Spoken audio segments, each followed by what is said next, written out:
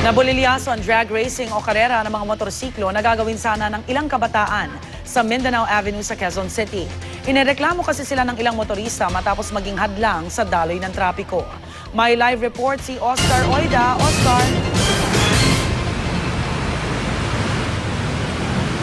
Yes, Rhea, mga bandang alas 3 nga ng madaling araw nang makatanggap ng reklamo itong mga pulis na may ilang mga kalalakihan na pinipigilan itong mga dumadaang motorista dyan sa may kahabaan ng Mindanao Avenue. Dahilan para maparesponde doon yung mga pulis.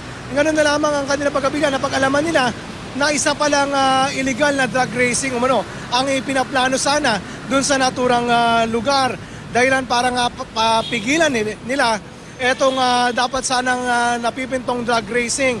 Ganun na lamang ang panlulumo ng mga karerista nang maudlot yung karera dahil ayon sa kanila, malaki na raw yung taya na umaabot na nga sana sa 87,000 pesos. Nung makausap natin sila, inamin nila sa atin na alam naman daw nilang illegal yung karerang isinasagawa nila. Pero naging passion na raw nila ito, Naging passion na raw nila ito at pride daw ang pinag-uusapan dito. Bukod pa yan, dun sa kadalasan yung umaabot sa daan-daan libong pustahan. Ito yung pahayag ng ilan sa mga kareristang nakausap natin. Hinahamon lang kami ng taga-congressional. Kaya po kami nandito. Parang pride na lang po namin sa grupo namin, sa Markitect na hinahamon kami.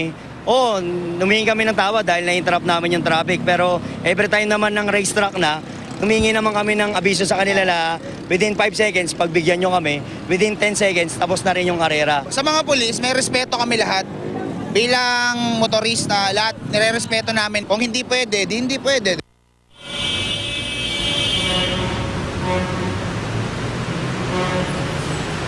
Okay, gaya na nasabi natin kanina, Rhea, alam nila na illegal, pero dahil doon sa taas ng pusta, talagang pahirapan daw mapipigil etong illegal na drag racing na ito. Pero pag sinaway daw sila ng pulis, wala naman daw silang magagawa kundi ihinto etong kanilang karera. Pero tanungin natin sila kung may ano bang paraan para mapigil ito. Hindi sila makasagot dahil ayon nga sa kanila, mangyayari ito at maghahanap daw sila ng mga lugar para maituloy ang kanilang karera. Rhea?